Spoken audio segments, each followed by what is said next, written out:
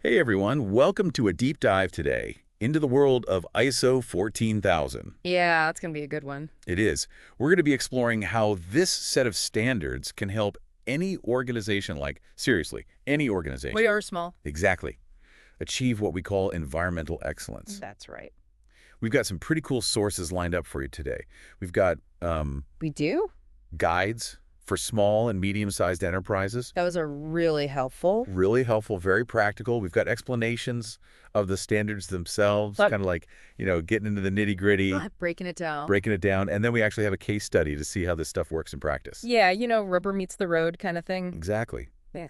And you might be surprised to learn that going green with ISO 14000 can actually boost your bottom line. It's true. We're going to uncover how. So let's start with the basics. What exactly ISO 14000? So ISO 14000 is a set of international standards, and they all focus on environmental management.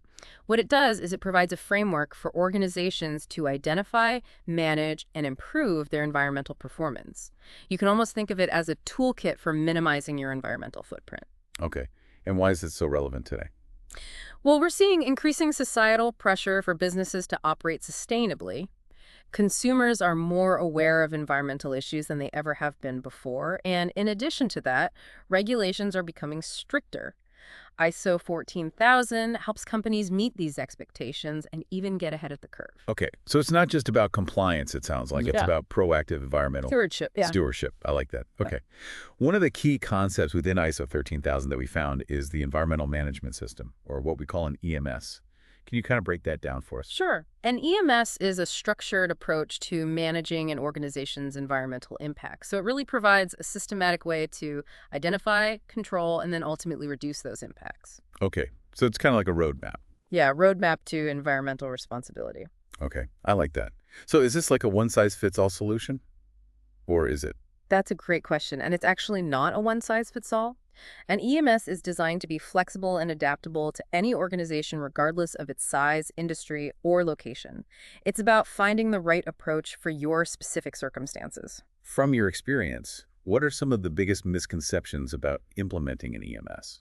Well, one of the biggest ones that I have encountered is this idea that it's only for large corporations with lots of resources. Oh, interesting. Yeah. But the truth is that an EMS can be incredibly beneficial for organizations of all sizes. In fact, our sources even feature a case study from a small manufacturing company, and they successfully implemented ISO 14000 and saw really significant benefits. So it's not about having like a massive sustainability department or something like that. Right. It's about integrating environmental thinking into everything you Yeah, do, to the way you do business. Yeah. the way you do business. Okay. And that's where I think the ISO 14001 standard comes in, right? Exactly. This standard provides specific guidance on how to develop and implement an effective EMS. Let's dive into that a bit deeper. What are some of the key principles behind ISO 14001? One of the core principles is what we call the Plan, Do, Check, Act cycle. Sometimes it's called PDCA. Okay. This is an iterative process of continuous improvement. You plan your environmental actions, you implement them, you check how effective they are, and then you adjust as needed. So it's kind of like a feedback loop. Exactly, constantly refining and optimizing your environmental performance. Gotcha. And ISO 14001 helps organizations establish those really clear environmental policies, identify what we call significant environmental aspects, set objectives and targets, and then develop procedures to achieve those targets. So it's about moving beyond like vague intentions to like concrete action. Measurable results. Measurable results. Love it. Now, our sources highlight the Environmental Impact Assessment, or EIA, as a key tool within the ISO 14000 framework. Can you explain what an EIA and why it's so important? Absolutely. An EIA is a process for identifying and evaluating the potential environmental impacts of a project or activity. It's about understanding the consequences of your decisions before you take action. So it's a proactive approach to environmental management. Precisely. The EIA helps you systematically assess the potential risks and opportunities associated with your operations. It's a critical step in ensuring that your environmental management system is truly effective. That makes a lot of sense. So it's not just about managing your existing impacts, but also about anticipating and mitigating future ones. Right, and that's what sets a robust environmental management system apart. It's about looking ahead, identifying those potential challenges, and finding innovative solutions to minimize your environmental footprint while maximizing your positive contributions. So this raises an interesting question for our listener, right, Hap? What environmental aspects stand out to you as particularly significant in your own organization? Take a moment to consider the activities, products, or services that might have the biggest environmental impact. Hmm. Once you've identified those key areas, you can begin to explore how the tools and techniques within the ISO 14000 family can help you address them. Now, I know that implementing any new system can feel daunting, especially when you're dealing with something as complex as environmental management. Absolutely. I want to emphasize that implementing ISO 14001 doesn't have to be an overwhelming task. The standard actually encourages a phased approach. You can start small, focus on a specific area, and gradually expand your EMS over time. Okay, so baby steps are allowed. Absolutely. In fact, our case study, SB, started with a small project that focused on just one issue. They were having chemical spills. They implemented controls, saw those positive results, and then used that success to build momentum and expand their EMS from there. I'm curious, what are some practical first steps a company could take if they're just starting out on their ISO 14000 journey? A great starting point is to conduct what we call an initial environmental review. This involves identifying the organization's significant environmental aspects, the applicable legal and other requirements, and then the current environmental management practices. So it's about getting a clear picture of where you stand currently and what needs to be addressed. That's a great way to put it. Okay, and once you have that understanding, what's next? So the next step is to establish an environmental policy. This is a formal statement of the organization's commitment to environmental protection, and it outlines the overall framework for the EMS. Okay, so it's like setting the foundation for your environmental journey. Exactly. The environmental policy should be communicated to all employees and made available to the public. This demonstrates the organization's commitment to transparency and accountability. So it's not just a document that sits on a shelf. It's a living, breathing commitment. Exactly. And from there, you can start developing those specific objectives and targets for improvement, as well as the procedures and processes needed to achieve those targets. That's right. It sounds like there's a lot involved in implementing an effective environmental management system. But what are the benefits that organizations can expect to see?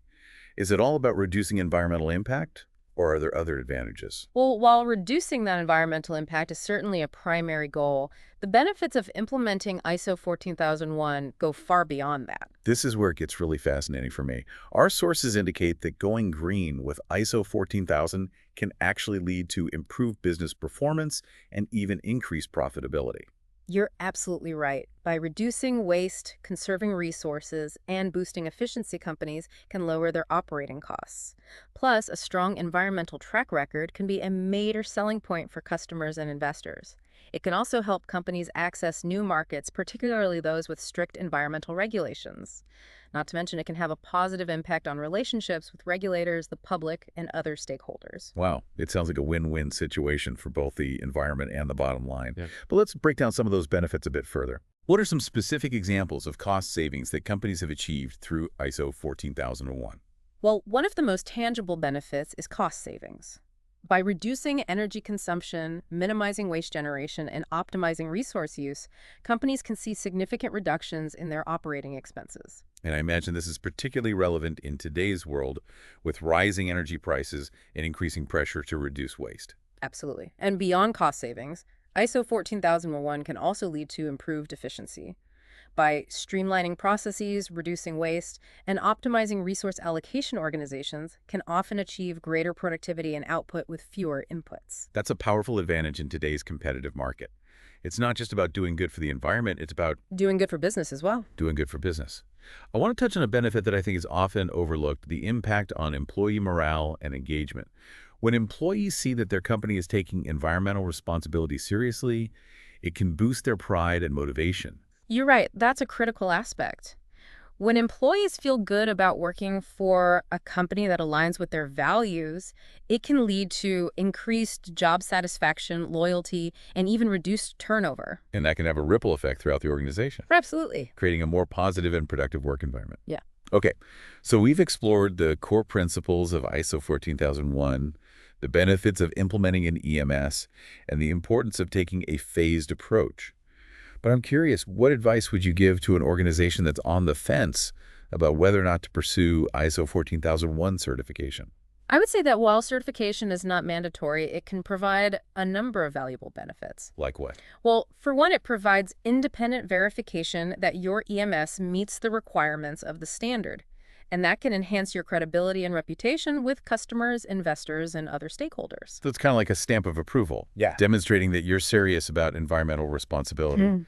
Exactly. And it can also help you identify areas for improvement and drive continual progress. The certification process involves a thorough audit by an independent third party who will provide valuable feedback and recommendations. So it's not just about getting a certificate to hang on the wall. Right. It's about using the certification process as an opportunity to learn, grow, and enhance your environmental performance. That's the key takeaway. ISO 14001 certification should be seen as a journey of continual improvement, not a destination. Ooh, I like that.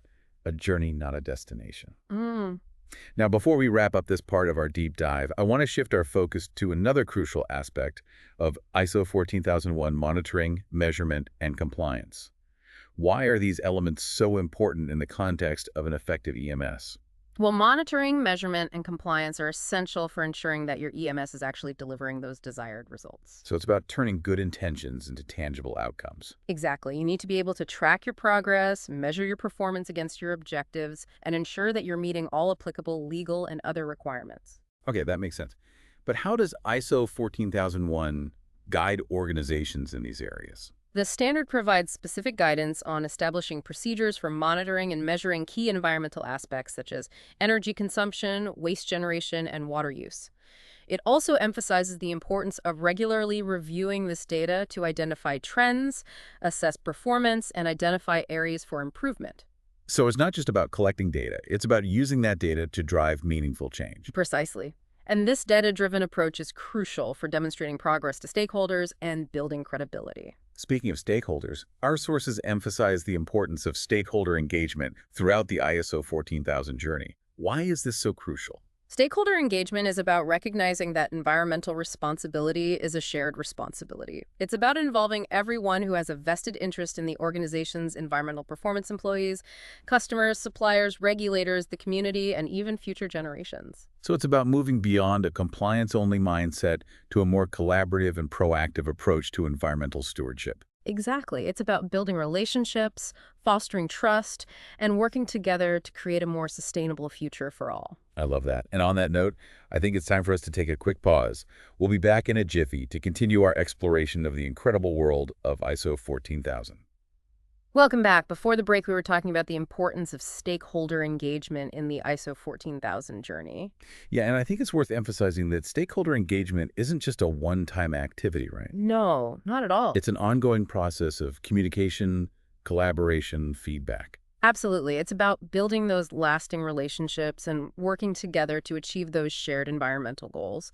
Our case study company, SB, actually provides a great example of this. They partnered with their community and local association to address noise pollution concerns. Oh, wow. That's a fantastic illustration of how stakeholder engagement can lead to innovative solutions that benefit everyone involved. Speaking of innovation, our sources mention that ISO 14000 encourages a life cycle perspective. What does that mean in practice? The life cycle perspective challenges organizations to think beyond their own immediate operations and consider the environmental impact of their products or services from cradle to grave. Cradle to grave. So from the sourcing of raw materials all the way to the disposal or recycling of the product. You got it. It's about acknowledging that environmental responsibility extends beyond the factory walls. A company might need to consider the environmental practices of its suppliers, the energy efficiency of its products during consumer use, and even how the product is ultimately disposed of. So it's about taking a holistic view Yes, and integrating sustainability into that entire value chain. exactly. And ISO 14000 provides guidance on how to incorporate this life cycle thinking into various aspects of the business, from product design and development to supplier selection and end-of-life management. It sounds like a pretty comprehensive approach to minimizing environmental impact throughout that whole life cycle of a product or service. Now I want to circle back to the idea of continual improvement. How does ISO 14000 ensure that organizations don't just implement an EMS and then just become complacent? Well, ISO 14001 emphasizes the importance of regularly reviewing and evaluating the effectiveness of the EMS. This involves conducting internal audits, analyzing performance data, and identifying opportunities for improvement. So it's about building a system that's constantly evolving and adapting to new challenges and opportunities. That's right. Continual improvement is woven into the fabric of the ISO 14000 framework. It's about embracing a mindset of ongoing learning and striving to do better year after year. One of the tools that can help with this is the Maturity Matrix. The maturity matrix, remind me what that is. Sure, it's a tool that helps organizations assess the maturity of their EMS, provides a framework for evaluating their progress and identifying areas where they can improve. You can almost think of it as a roadmap for your environmental journey, helping you gauge where you are and where you want to go. Okay, that makes sense. So it's not just about checking boxes, it's about striving for excellence and continuously raising the bar for environmental performance. Now, I want to touch on a topic that can sometimes feel a bit intimidating: compliance. How does ISO 14001 help organizations navigate the often complex world of environmental regulations? Compliance is a critical aspect of ISO 14001. The standard requires organizations to identify and comply with all applicable legal and other requirements related to their environmental aspects. So it's about having a systematic approach to ensuring that you're meeting all your environmental obligations. That's right. And this involves establishing procedures for tracking regulations, assessing compliance, and taking corrective actions if needed. The EMS helps you stay organized, proactive, and accountable. Okay, that's reassuring to hear, especially for organizations that operate in industries with stringent environmental regulations. Now, I want to shift gears a bit and talk about something that I think is incredibly exciting: the potential for innovation. Can implementing ISO 14000 actually spark creativity and lead to new ideas and solutions? Absolutely. One of the often overlooked benefits of ISO 14000 is its ability to foster innovation. When organizations start thinking systematically about their environmental impacts, it can lead to breakthroughs in product design, process efficiency, and even business models. So it's not just about reducing negative impacts, it's about finding new and better ways to do things. Exactly. And there are countless examples of companies that have used ISO 14000 as a springboard for innovation. They've developed new products with lower environmental footprints, found creative ways to reduce waste and emissions, and even created entirely new markets based on sustainability. That's so inspiring. It's a reminder that sustainability and innovation can go hand in hand. Absolutely. When you start looking at those environmental challenges as opportunities, it can unlock a whole new world of possibilities. I love that. Okay.